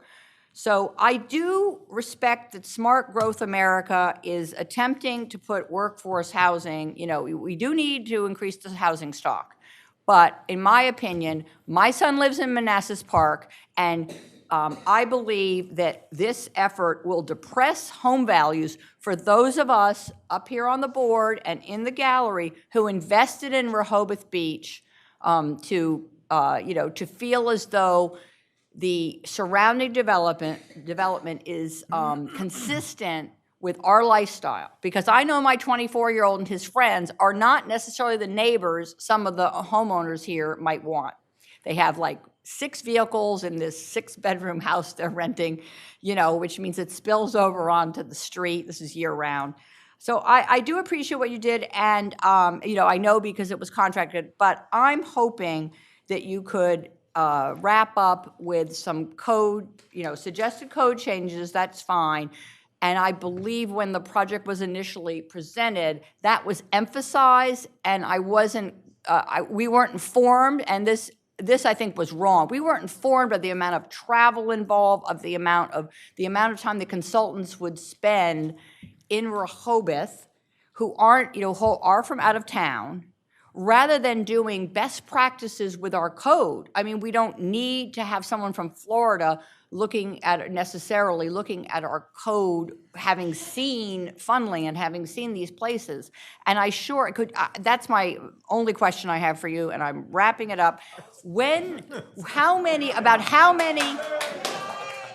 thank you. Okay. Economic, sense sometimes goes out the window because our sidewalks are a mess and we're paying $150,000 to Dover Kohl. When do you anticipate, okay, I heard November, how many actual code change suggestions like this tweaking of the 42 feet height maximum do you anticipate giving to us, maybe in 2 months, 3 months? I would say those are probably the biggest one. Everything that people are fighting over is parking and height. You're exactly right about money, and like I said, the code doesn't guarantee anything. Doesn't care any action. I'm suggesting you make changes so that you can see if it does some good or not, and then because I know if you do nothing, then unless you have to get more rooftops if you get what I've been hearing, that you want a decent market, or you'd love to have a grocery store, but you're going to have a whole lot more rooftops to get a grocery store. That's because of the money. The merchants can't make enough money on the population that's here. They can locate out on US 1 and have a bigger draw, right? So so if you want to make this a year-round community, you've got to get the businesses that are not only serving the tourist industry, which you're dependent on right now. The fact that you have over 40% of your income coming from parking is shocking, because that's way out there beyond other communities. So I'm worried more about the future of Rehoboth than I'm worried about the present right now. And it's quite possible the sprawl, as more and more people are moving down here and more businesses are moving out there, you're going to lose your purpose of being. So basically you're supporting a residential development at that point, and you're going to have a great history museum, and you'll still have nice restaurants and t-shirt shops and waffle cakes for sale on the boardwalk, and you, the taxpayer, the homeowner, are going to have to pay the load of the city if you still want the same amount of services. That's the future if you don't really grow your downtown and make it more vital. So the largest commodity, other than catering to the tourists, is real estate. Well, That's Joe, your with all industry. due respect, I don't see real estate values falling here. And I'm saying that's your industry, is real estate. You're selling real estate. Well, That's all you're producing. But I also am very concerned about obviating 2 parking spaces, because you don't. The type of people who can afford the residential in some of the most expensive real estate in Delaware, they arrive by Lexus and Tesla. They don't. You're like in denial, thinking they can arrive by bus or by Uber from Philadelphia and Washington. So that's very concerning to me, that we would want to. I mean, we know the people who've developed these mixed-use buildings. There's going to be another one, I believe, at 2nd Street and Bayard Avenue. Mayor, and thank a you. third Mayor. one is coming on the avenue, 413 to 417. Thank you, Commissioner Good. They need 2 Commissioner parking Good. spaces. Thank you. Thank you. Let's give other commissioners the opportunity to speak up. You've got to be mindful that there's going to be additional opportunities, a lot of opportunities in the future when you present your ideas to us. Is there any other commissioner that would like to say something? Mayor, if I may. Commissioner Thank you very much. And first, Gossett. thank you again for Dover Kohl being here with the other consultants that brought along and are paid for by others, the state funds, what have you. And it's good to hear that you commented on the 2007 Architectural Design Manual. Myself, Jim Ellison, and Bunky Market were on the Planning Commission at that time, and being part of that design committee and an effort to produce that manual. And just as kind of clarification, that group was made up of realtors, developers, residents, business owners, commercial property owners, everybody at the table, and those thoughts came together. And it's good to know that over those 20 years that focus and that concept have maintained. That's really what we want in this community. What we didn't have was the support around the community to put those into place to really make it happen. I think now that that sense of community has changed greatly because we have more year-round residents. We have more people that are truly residents here as opposed to investors in the city. And that really makes a difference of how we move forward. Because we're just caretakers. I mean, what this exercise for the week is about is really looking forward 5, 10, 20 years of what Rehoboth is going to be. And I think that is extremely important. And to have the fact that, to be honest with you, I've been stalking Joe Kohl for about 3 years now to try to get him and his organization here, because what he and his company have done in the past 40 years are amazing, of what the communities that they have done and what they continue to do. It is just real-time application of thoughtful ideas that make a community work and make it move forward.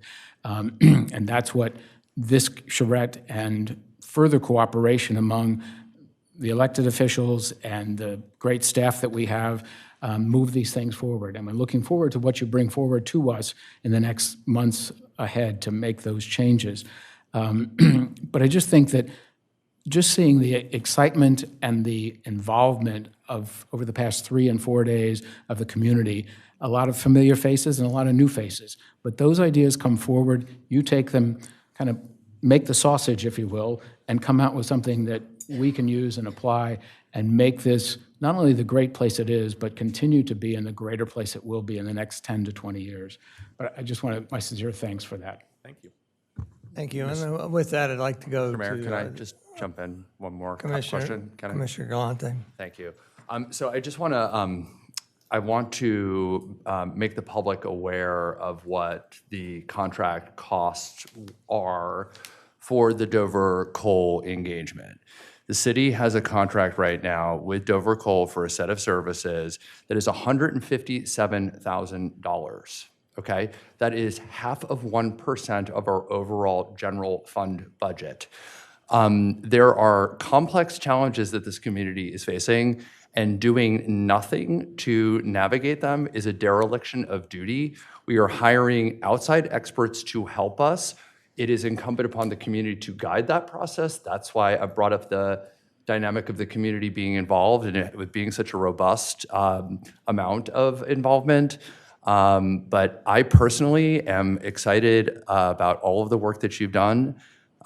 This is a good investment that the city is taking. And again, doing nothing is a dereliction of duty. Mr. Mayor? Thank you. I'd like to go to the members of the public. Just quick, I think it's a dereliction of duty that the bureaucracy is delivering crumbling sidewalks when we're spending $157,000 with a plan that makes no sense to push a lot of workforce housing on to be built on some of the most expensive land in the entire state of Delaware. It's not consistent with sound economic reasoning. Commissioner Good, you're being redundant and repetitive. I'd like to go to the members of the public. I would like to say this is the opportunity for the public to comment to the Board of Commissioners. This is not engaging with Mr. Kohl at all. There's no questions that you're going to direct to him that he's going to answer. These are for us to hear. Again, we need to be mindful that he is going to produce a work product for us later in the year, and there will be additional opportunity to come in here and again comment to us. And of course, he'll be back to explain the program again. Again, the protocol is when I call on you to please come to the center microphone, state your name and address or relationship to the city. And then be mindful, please, of a 3-minute limit. There's the time clock up there. Hoyt and then Nancy.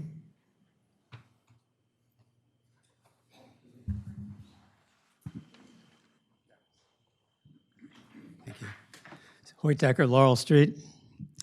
I want to commend the commissioners for initiating this activity. I think you guys did an outstanding job this week. I really appreciate what you've done. And I was excited to participate in many of the individual sessions. In spite of what the mayor admonished about making comments, I'm going to make a few. The two most important issues that I see coming out of this continue to be parking, and then as a new item, at least to me, is workforce housing.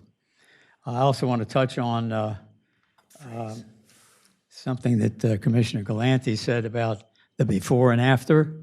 And again, this is another issue that came up during the week, and it was concerns by people about implementation. So we're talking about the after. My admonishment to you guys is just do it. And finally, I want to comment about the 42-foot height issue that came up towards the end there. And I want to point out that I and my wife and a couple other people were at table 1 on that first night. And one of the issues that came out of that, actually, Thomas, over there, I'm nailing you, buddy, was to consider doing with the sections of the city, the districts that have been identified, to have different height requirements as when you're at the beach. It might even be lower than 42 feet, okay? As you come back into like the civic area, you called it the downtown edge, maybe Lake District, to actually increase maybe beyond 42 feet. And then as you go out further towards the canal, to again lower it down. So that's my thinking. Again, great job, you guys, and I'm glad we're doing this. Thank you. Thank you. Nancy? Nancy Doyle, Country Club Estates, 202 Country Club Drive, resident. I have strawberry shortcake from Pasquini Bakery. Afterwards, everyone should have it. If that's not clear, I'm saying we're a community, we're all friends. No one's buying the populist, angry, outraged shtick here. Everyone's booing back in the audience and whispering. They don't like it.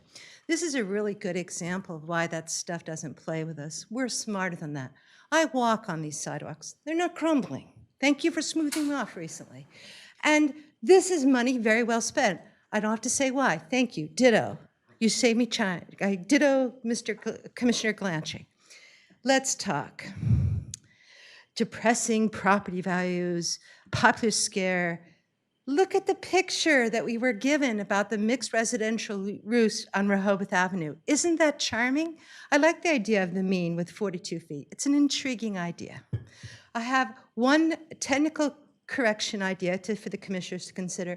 I'm not sure the Lakeview district, I love the idea of districts. We talked about a broad consensus, including, and I emphasize, business owners, moneyed property owners, people that love private rights saying, yeah, let's fix the code. There's no one that's buying in that this is a scandal or waste of money. I was in the room all week. All my constituents were there. They're not buying it. Okay, they're not buying it. But on this one, it's a lot like West Rehoboth.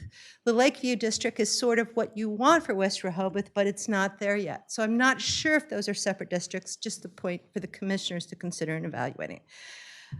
I like those kinds of points because they're technocratic. This is not a political issue. This is something we have to do. We know Route 1 isn't charming. They all have flat roofs out there. Anything that would encourage building sloped roofs would be good. And, you know, I'm not sure these are lower income people in these mixed use things that are along Rehoboth Avenue. They might be upper middle income. I don't think they're ruining our neighborhood.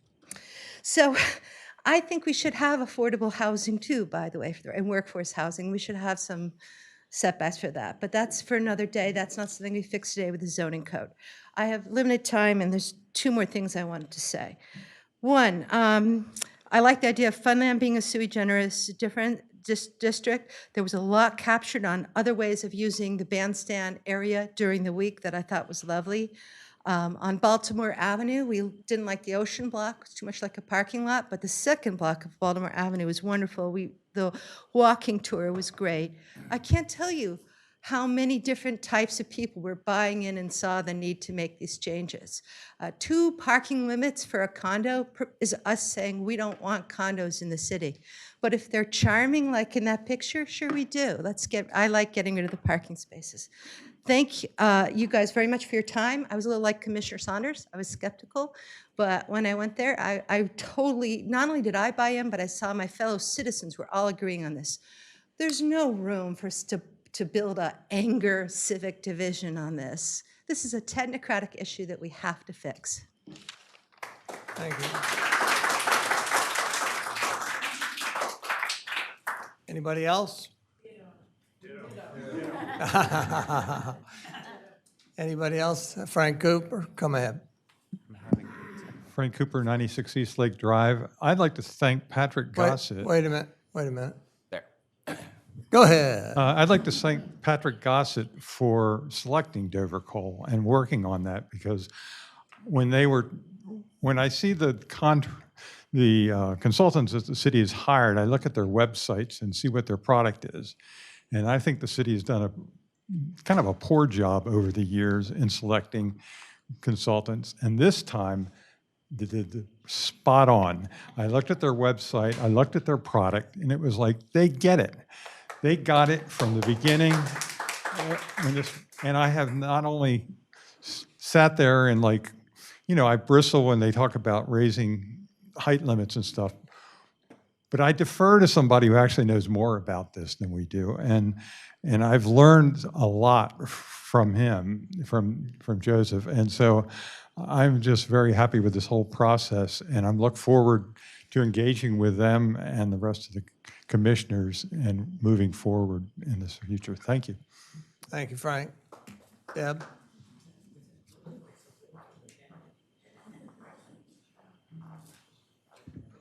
Deb Ward, 339 Hickman, resident. I also think this was a phenomenal job, a great investment for our city. I think, and I hope that this is something that's going to be extremely beneficial also for Corey and, kind of what you have on your plate in the commercial aspect. And I can only imagine that this is a great source of resource for you as we go forward with the coding changes. I would like to emphasize that I think we have great opportunity as a city to look at how can we keep our businesses here? How can we attract businesses here? What incentives can we offer to make this a partnership as we go forth with these changes, potential changes?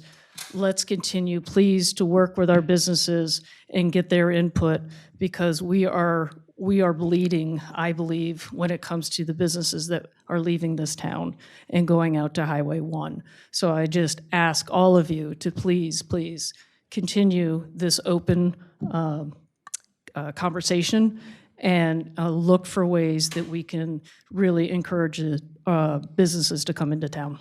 Thank you. Thank you, Deb. With that, I don't see anybody else who wants that. I would like to close the public portion. And I would like to thank Corey Schenko for his work.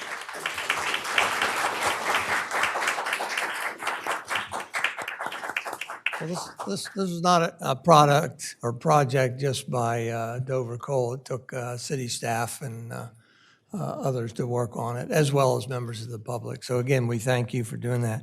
You have marching orders, we have your timeline, so I think we'll bring this to a conclusion. And again, want to thank you and thank everybody for being here. We do have a couple little bits of business to finish up here, the future agenda topics. If anybody has anything new to add to it, the future agenda topics are embedded in the agenda, and you can go to that yourselves and look at what the tentative schedule is for several items and topics coming in front of us. With that, I want to move on. About the future agenda topics. Yes, Commissioner Good. So what's the concrete plan? This has been lingering for months of pervious cover being mandated for new construction, for driveways, for sidewalks. Because I don't see it on the current iteration of the future agenda topics. And the city solicitor wrote an ordinance that was riddled with problems, so then we tabled it. But I thought we'd get a new ordinance back by April or May. Commissioner Good, Commissioner Good, topics you do not were have the given- floor anymore. I know, I have the addressed floor, and that's I'm what taking you're the floor doing. away from you because Well, I have addressed it earlier. Other We're things going on to were given, review took future precedence meeting date. because Commissioner you ignored the Good. pervious cover that was supposed to have been done, I would think by May or June of this year, and it wasn't. So when could we put it on the agenda? August 10th? I addressed it earlier. With that, we're going to move on to review future meeting dates. We have a special meeting that was scheduled for July 23rd. That's next Thursday, I believe, but it has been changed to the 30th. This is a special meeting, and we'll change that on our portal calendar come Monday. With that, we move on to citizen comment. This is the opportunity for the citizens to make comment on non-agenda topics. So we're not looking forward for any more comments on Dover Kohl or anything. Does anybody have any comments they'd like to make off topic?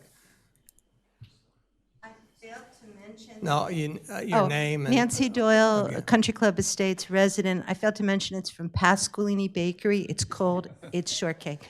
We don't always agree, but we agree on cake here. And I've got some, and members of the audience too. I'll slice it thin, there's enough for everyone. It looks like if everybody participates, you're going to get 1 teaspoonful. Thank you, Nancy. Anybody else? Anybody else? If not, are there any other commissioner announcements? This is an opportunity to merely announce something that's coming up. I know tomorrow I'm welcoming the Sussex Pride Group here. And is there anything else going on? Mr. Mayor? Commissioner Good? So and I do have the floor.